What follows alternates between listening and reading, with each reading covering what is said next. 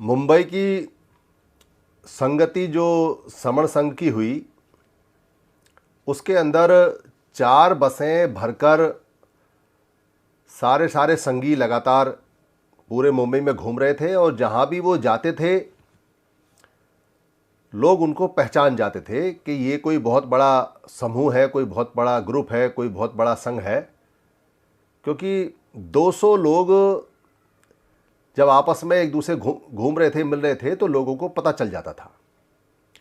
और उसका पता चलने का कारण उनके कपड़े नहीं थे, क्योंकि सैलानी और टूरिस्ट तो वहाँ सारे ही थे। उनके गले में जो एक समण संघ का बैज पड़ा हुआ था, जो पट्टा पड़ा हुआ था, उससे पता चलता था कि ये सारे एक ही परिवार के और एक ही तरह के लोग हैं। तो ऐसे लोगों से कौन पंगा लेगा जो इतने सारे हों। इसलिए सारे लोग बड़े मस्ती में घूम रहे थे और सैलानी बनकर पूरा आनंद ले रहे थे।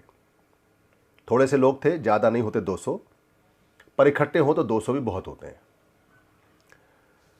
ठीक ऐसे ही जब कभी आपने देखा होगा कि जब 10, 20, 50 पुलिस वाले या मिलिट्री वाले या किसी एक खास ड्रेस में, एक खास कपड़ों में या एक वेशभूषा में या एक रंग रूप में निकलते हैं कहीं और एक सी चाल चलते हुए निकलते हैं, और चाल भी किसी के अनुसार, यानी जो पहले से तय है, कमांडर ने जो पहले से सोची हुई है, जो कमांडर को कमांड मिली हुई है, उसके अनुसार left right left right left right करते हुए, थंब, सलूट, इन आवाज़ों के साथ वो कमांड करते हैं, विश्राम, चल।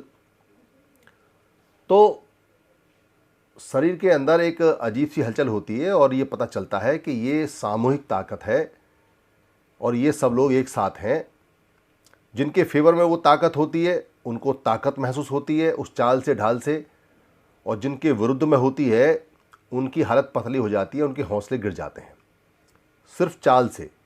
यानी मार्च पास्ट हुआ और मार्च पास्ट से जो उसके विरुद्ध होता है उसकी मनोबल गिर जाता है, और जो उसके साथ होता है, अनुकूल होता है, उसका मनोबल बढ़ जाता है। कर्फ्यू के दिनों में मार्च पास्ट कराई जाती है ताकि जो दंगाई हैं उनकी हिम्मत गिर जाए और जो शांति से रहने वाले हैं उनकी हिम्मत बढ़ जाए। ये जो इकट्ठे हुए लोग हैं इनके उल्टे होते हैं बिखरे हुए लोग। किण, किण माने पाली में होता है किन या किण, बिखरा हुआ, और विकृति या विकर्ण या विकर्ण का मतलब है बिखराव। विकर्ण का मतलब है बिखराव, स्कैटर्ड, बिखरे हुए लोग, स्कैटरिंग, स्कैटर्स। बिखरी हुई जो चीज़ें हैं उनका कोई फ़ायदा होता नहीं, कोई उनको इज्जत देता नहीं। अगर आप आज के सिनेरियो में दूर दूर तक नज़र दौड़ाओगे तो हमारे ऊपर ये जो शब्द है कीर्ण या विकृति या विकिरण, या अंग्रेजी में कहें तो स्कैटर्ड, बिखरे हुए लोग, किण लोग, बिल्कुल सही बैठता है। दूर दूर तक हम बिखरे हुए हैं हर क्षेत्र में। चाहे वो हमारे जो इकट्ठे होने वाले लोग हैं, जो 120 करोड़ की तादाद है, तो पूरे देश और दुनिया में बिखरे हुए लोग हैं।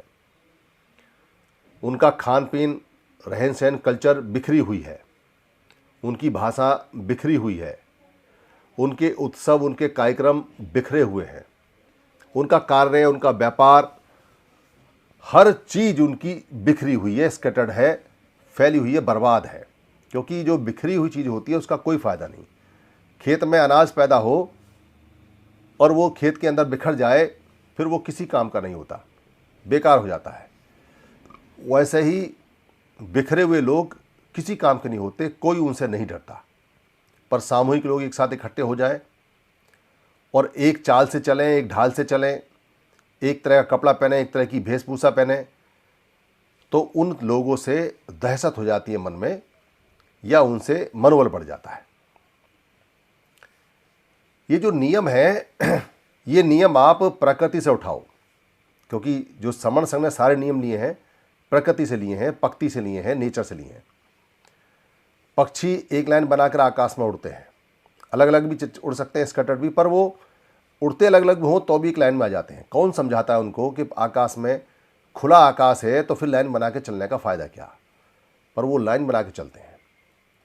जंगल में आप देखोगे कि भेड़िया लाइन बनाकर चलते हैं, जो जानवर नदी पार करते हैं लाइन बनाकर चलते हैं, भेड़ें एक दूसरे के पीछे पीछे चलती हैं, शेर भी लाइन बनाकर एक साथ चलते हैं। अगर आप पानी में देखोगे तो मछलियां एक साथ तैरती हैं और लगभग एक लाइन के हिसाब से, एक डिसिप्लिन के हिसाब से तैरती हैं, चलती हैं। मक्खियां भी जहां उड़ती हैं सारी उड़ जाती हैं, जहां चलती हैं सारी चलती हैं। ये कौन सिखाता है उनको? कौन बताता है कि एक लाइन में एक साथ एक तरीके से रहने से सामने वाली चीज़ों पे फर्क पड़ता है। अगर 4 शेर एक साथ झपटें तो उनका असर 400 गुना हो जाता है, अगर एक शेर झपटे तो। अगर 4 कुत्ते एक साथ झपटें तो उनका असर 400 गुना हो जाता है, अगर एक कुत्ता खाली झपटे या अलग अलग बारी बारी झपटे तो। अगर कहीं पे मधुमक्खियां एक साथ झपटें तो उनका असर हजारों गुना हो जाता है, अगर एक एक मक्खी